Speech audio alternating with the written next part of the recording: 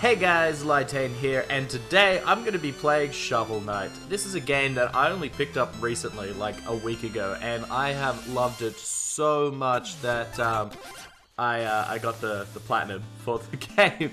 So because of that, I'm going to go back now, and I'm going to play through it again, and, you know, show you guys all about Shovel Knight.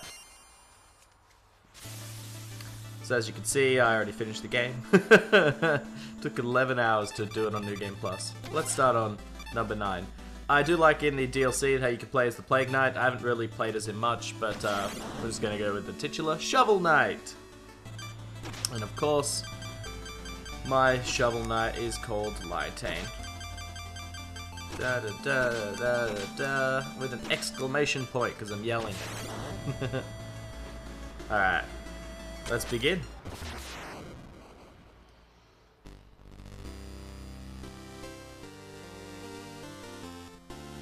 Long ago, the lands were untamed and roamed by legendary adventurers. Of all heroes, none shone brighter than the Shovel Knight and Shield Knight. But their travels together ended at the Tower of Fate when a cursed amulet wrought a terrible magic. When Shovel Knight awoke, the tower was sealed and Shield Knight was gone. His spirit broken, a grieving Shovel Knight went into a life of solitude.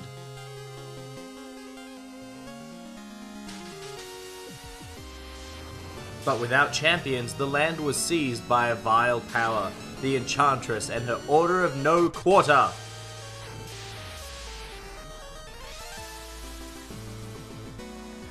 Now, the tower is unsealed and devastation looms. A new adventure is about to begin.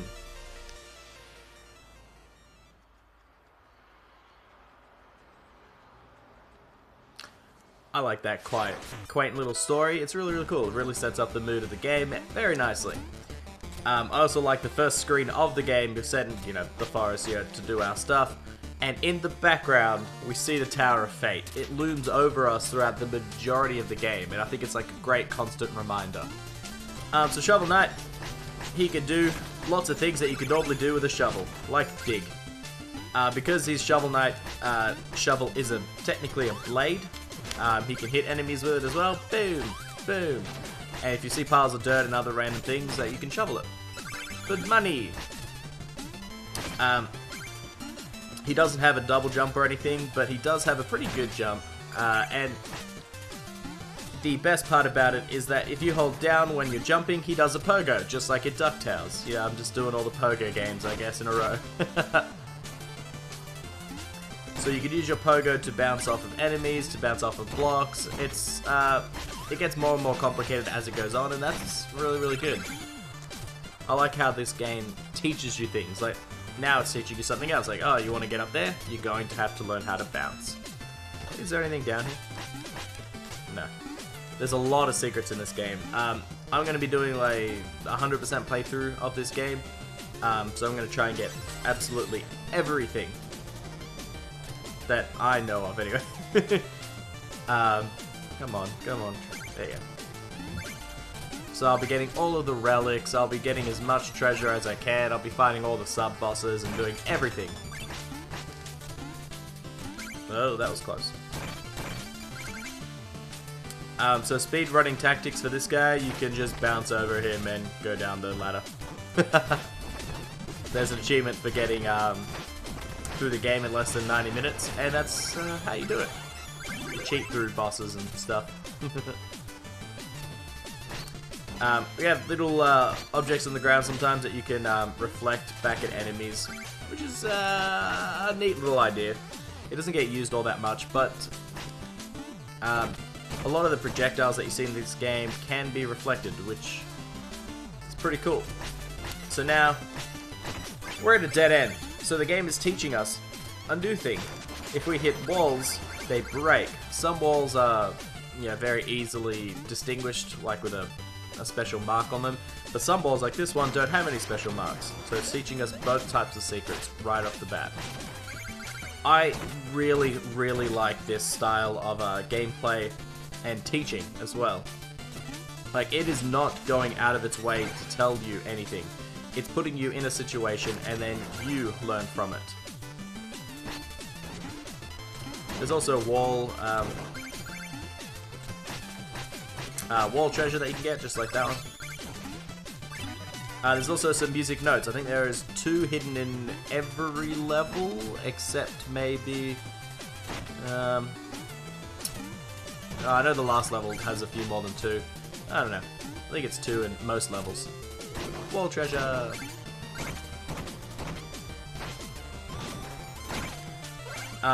Yeah, that style of teaching you how to play a game is pretty uncommon nowadays.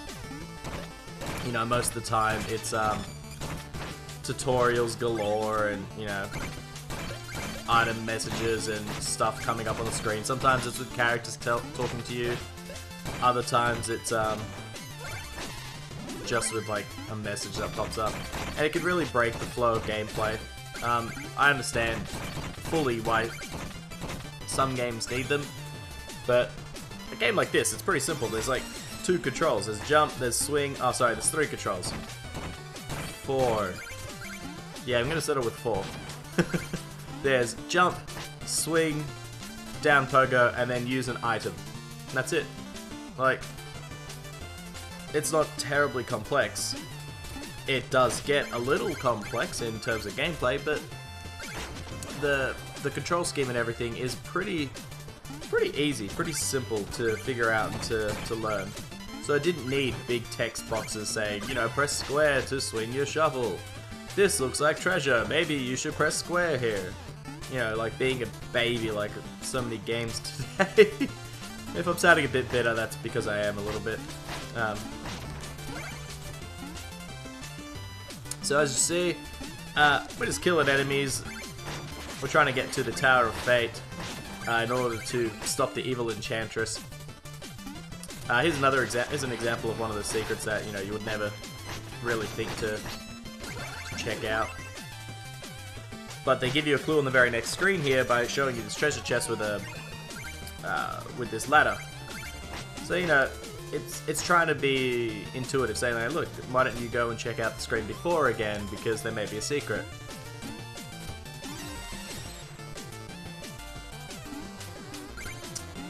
I don't like these drakes. Bam. Bam. I'm playing a little slowly just because I'm commentating.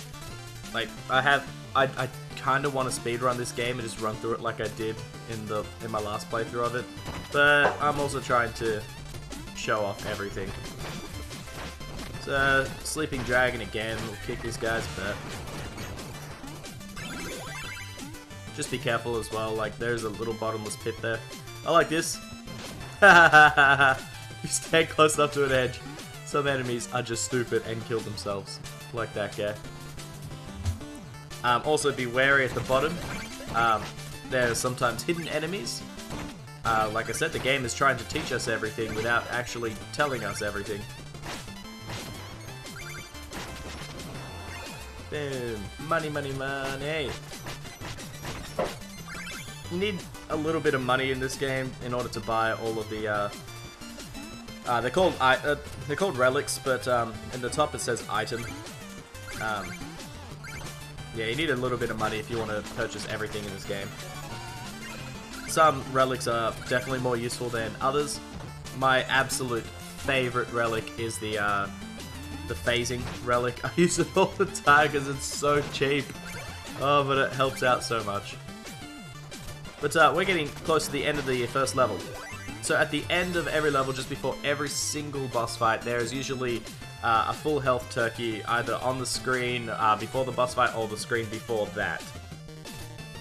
But let's fight our very first boss. The Black Knight. I knew you'd show your face sooner or later, the cerulean coward. Turn back, Shovel Knight. There's nothing here for you anymore. Stand aside, Black Knight. I've no quarrel with you. I must return to the Tower of Fate. Your time away has dulled your senses, can't you see? This entire valley has been conquered by the Enchantress. and her invincible Knights of the Order of No Quater stand between you and the tower. But none of that matters, because anyone after the Enchantress has to go through me. Steal thy shovel! I like his laugh, it's so cute. So Black Knight, he runs at you. He has all the same moves that we do with shoveling and jumping and stuff like that. But he has one extra move that we don't. Which maybe we'll get to see. There we go. He can launch little bolts at us. He also has a taunt move, which we don't have. I wish I did have a taunt. That'd be great. So the easier way to do this fight is to sort of jump and do the pogo on his head. Trying to get close to him usually results in him hitting you.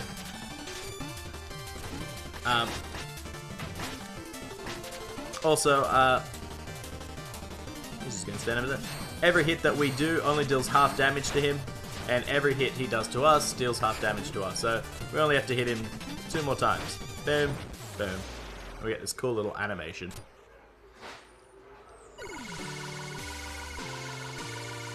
We also get some gold for kicking the bad guy's butt, and sometimes a little bit of story.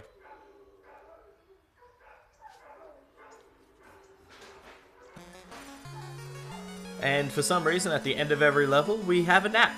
You know, just to show that our journey is progressing. I don't know.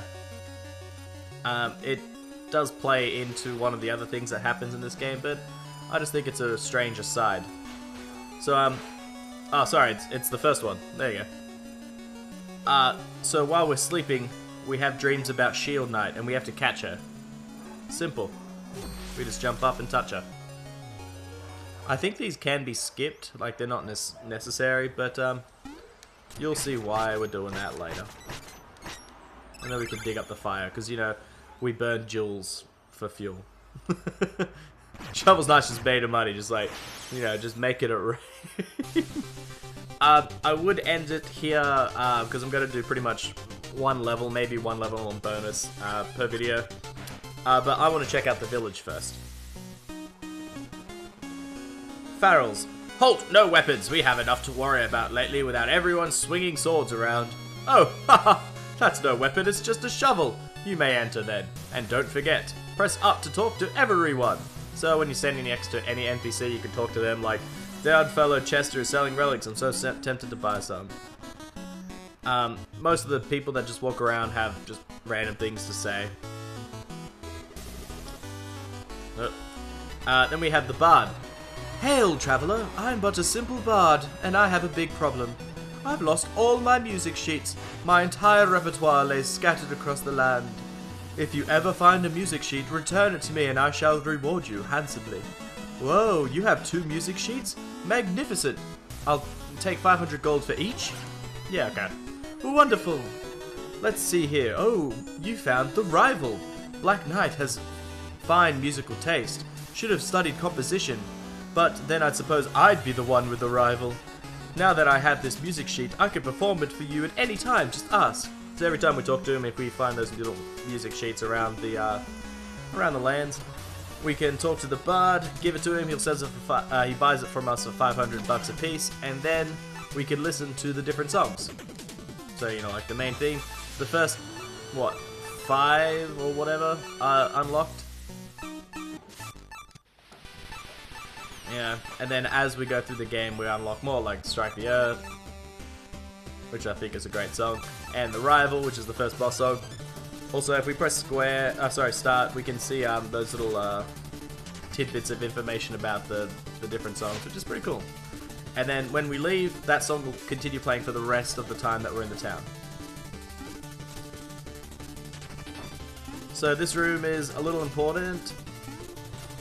So that's Chester. So when we get relics, we can upgrade our maximum magic. When we have a certain item called a meal ticket, we can talk to the gastronomer in order to increase our maximum health. The goatician has some meal tickets here. So if we buy the first one, I'll show you what I mean. And we talk to the gastronomer, we give him the ticket, and he cooks up one of these cool looking meals in a gold platter. It's a ham, I guess. As you see, our maximum health is now 1 point higher. The gastronom, there's 6 points, so that's 3, 1, 2, 3, 6. So, the goatician sells, 3 of them, I think. And then you get 3 from, finding them in the wild. There's also some people here, blah, blah, blah. This guy's like, used to be the king, but now King Knight took his throne. This lady tells you all these useful facts. Then we got this guy here who tells you really, really dry, punny, cringeworthy jokes. Like, hey Shovel Knight, I know things are tough, but don't throw in the trowel. Or, psh, that King Knight, you give him an inch and he thinks he's a ruler. So dumb. Here's a music sheet.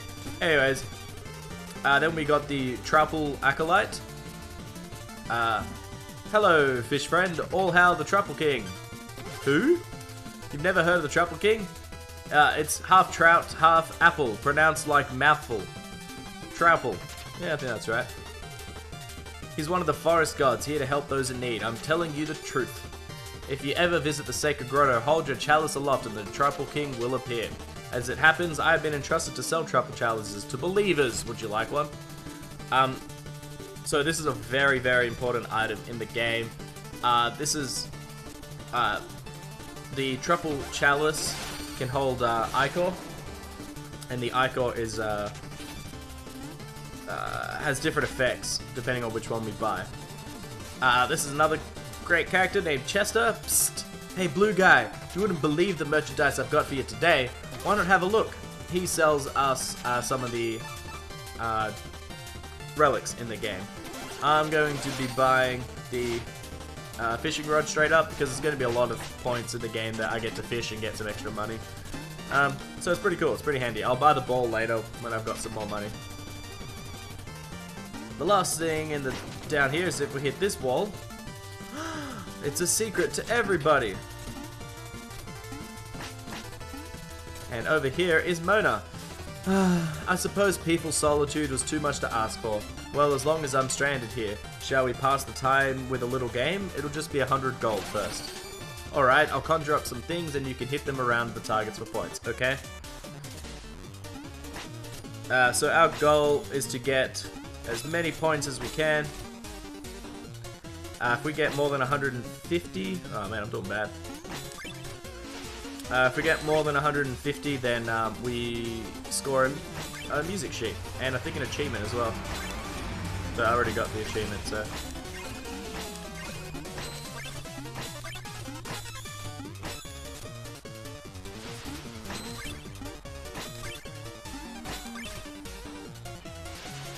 I'm not doing too well.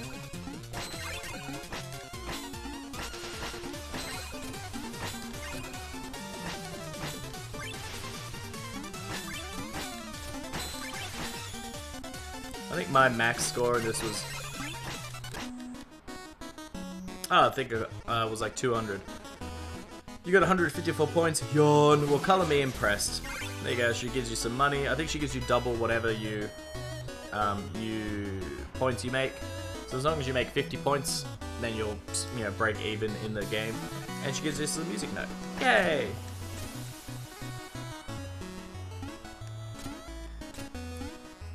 I like how even though we have the one theme, how it changes slightly depending on which room we're in. I think that's a neat little touch. See, now we're outside, so it's got a different sound as well. If we talk to this guy, he's like, hey, try digging this. Alright. And he gets happy. Wow, you're incredible. Then we have this kid. Bouncing on his stupid hoop is an achievement if you can bounce on it for 5 seconds straight. It's pretty silly. I don't want to stop here. There you go. Shovel Knight, many trials await you. Don't despair. May each defeat strengthen your resolve. So you can see there's a music sheet and treasure chest up there. To get that, we just jump on that poor lady's back as she's carrying her around her water. And we take what we need. Isn't that fantastic? But that's all I'm going to do for town. Next time I come back to town, I'll buy some more health, and I'll also trade in those music sheets and stuff. But this is where I'm going to end it today. So next time on the Shovel Knight, we'll be taking down the first Knight of No Quater. It's going to be a huge spectacle, I'm sure. So don't forget to tune in for that. And don't forget to like and subscribe, and I'll see you guys next time. Bye!